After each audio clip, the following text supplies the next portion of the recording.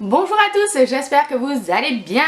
On se retrouve pour le book haul du mois de juin et pour une fois j'ai été très raisonnable, donc cette vidéo ne devrait pas durer très longtemps puisque je n'ai que 5 livres à vous présenter. Sincèrement, ça fait du bien au portefeuille et à ma pile à lire. En juin c'était un petit peu tendu au niveau des finances, du coup j'ai vraiment pas craqué plus que ça sur les livres, je me suis restreint. Généralement j'achète à peu près 10 livres par mois, ce qui n'aide pas du tout ma palle à diminuer. Donc là c'est quasiment la moitié, enfin c'est la moitié, donc c'est plutôt chouette. On commence avec les romances et il y en a deux. La première, je vous en ai parlé dans ma vidéo sur 5 livres que j'adore dont je ne vous avais encore jamais parlé, où je vous ai parlé de mon dernier coup de cœur en date qui est Cultissime de Mariana Zapata.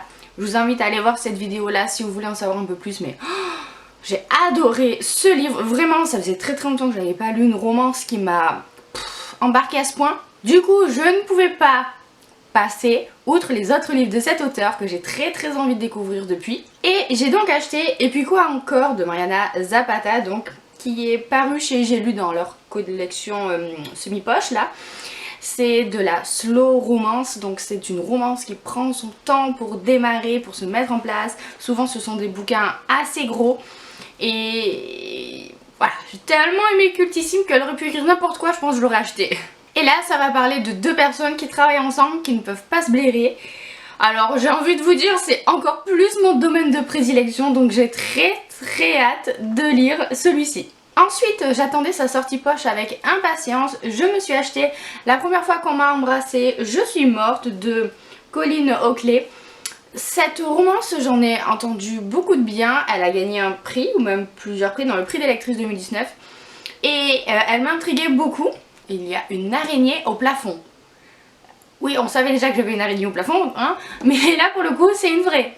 Et elle se dirige vers moi. J'ai peur. C'est l'histoire de Jubilé, une jeune femme qui est allergique au contact humain et qui donc n'a jamais eu vraiment de relation. Et un jour à la bibliothèque, elle va faire la rencontre de Eric et de son fils qui vont rentrer dans sa vie comme ça et changer beaucoup de choses pour elle. J'imagine. Voilà, c'est assez intriguant et il paraît que c'est vraiment très mignon, très touchant. Donc lui aussi j'ai hâte de le lire encore une fois. Un livre sur lequel je suis tombée un petit peu par hasard mais que j'attendais depuis je pense des années. C'est un des livres les plus vieux de ma wishlist sur Amazon qui était juste introuvable. C'est-à-dire qu'il était publié chez Brajlon et n'était plus édité depuis très longtemps. Et les gens sur internet le vendaient à des prix genre une centaine d'euros, c'était juste n'importe quoi. Et là, Brajlon a réédité Wicked de Gregory Maguire pour 10 euros. Et j'ai enlevé la pastille. Voilà, autant vous dire que j'ai sauté dessus, je me le suis tout de suite commandé en ligne parce qu'il n'était plus dans mon Cultura déjà et que j'ai trop peur de passer à côté. C'est l'histoire de la méchante sorcière de l'Ouest du magicien d'Oz. Ce livre, j'en ai vraiment entendu souvent parler comme quoi c'était génial, même si on n'aime pas forcément le magicien d'Oz, tout ça, il paraît que c'est vraiment très bien. Je crois que je l'avais vu passer notamment sur la chaîne d'Opaline, mais il y a vraiment, je vous dis, des années de ça. Et là, vraiment, du coup, très contente de mettre la main dessus. En gros, on va vous parler de la méchante sorcière de l'Ouest, savoir un petit peu quelle a été son histoire, est-ce qu'elle est vraiment si méchante que ça, pourquoi elle est devenue comme ça. Et il me semble, alors là, peut-être que je dis une bêtise, donc c'est à prendre avec des pincettes et à vérifier. Et si quelqu'un le sait, qu'il n'hésite pas à se manifester en commentaire. Mais il me semble que c'est le livre aussi qui est à l'origine de la comédie musicale, Wicked. Mais peut-être que je me trompe, donc n'hésitez pas à me le dire. Et on termine avec deux thrillers. Oui, déjà on termine. Et oui, des thrillers, c'est assez rare pour le mentionner.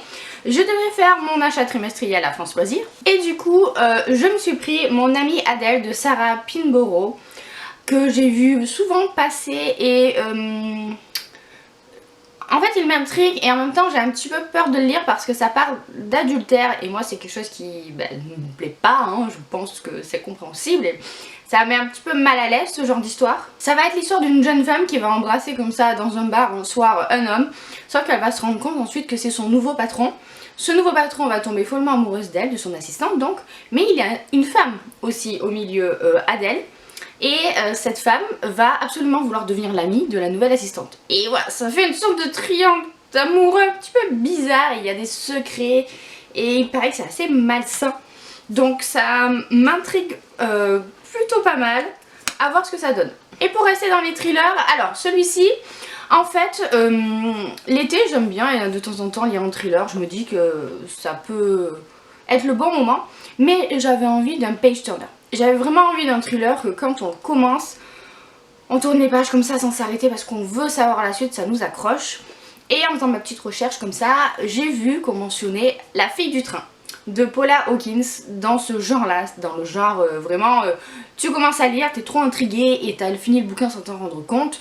Et c'est ce que je recherche, donc j'espère ne pas me tromper. Là aussi, si vous le savez, n'hésitez pas à me le dire en commentaire. C'est l'histoire de Rachel qui prend toujours le même train à la même heure et ce train passe devant la maison d'un couple d'amis, enfin de connaissances ou d'amis, je sais pas trop.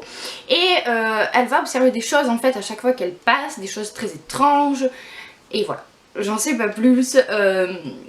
Ça a l'air quand même assez intriguant. J'ai failli le démarrer le week-end dernier puisque j'ai pris le train pour aller à Rouen. Donc j'avais pas mal de route, enfin de temps de trajet. Je venais juste de l'acheter, je me suis dit est-ce que je lis La fille du train dans le train? Ça peut être pas mal. Et je vous avoue qu'en fait j'ai eu un petit peu peur. J'ai eu peur d'avoir peur. Donc je le garde pour plus tard. Oui, je sais, c'est pathétique. Sur ce, cette vidéo est terminée et je suis bien d'ailleurs parce que l'araignée se rapproche dangereusement de moi. J'espère qu'elle vous a plu, vous avez vu, j'ai vraiment été raisonnable pour le coup. N'hésitez pas à me dire si vous avez lu ces livres-là, ce que vous en avez pensé. N'hésitez pas aussi à participer au challenge Hello Summer Challenge. Je pense que si je lis certains de ces livres-là, je vais facilement les faire rentrer dans une catégorie. Et pour finir, il y a des soldes en ce moment sur ma boutique Etsy, donc si vous avez envie de nouveaux marque-pages, je vous invite à aller faire un tour, le lien est en barre d'infos. Sur ce, je vous fais plein de bisous, je vous souhaite de très bonnes lectures à venir et à bientôt pour une nouvelle vidéo.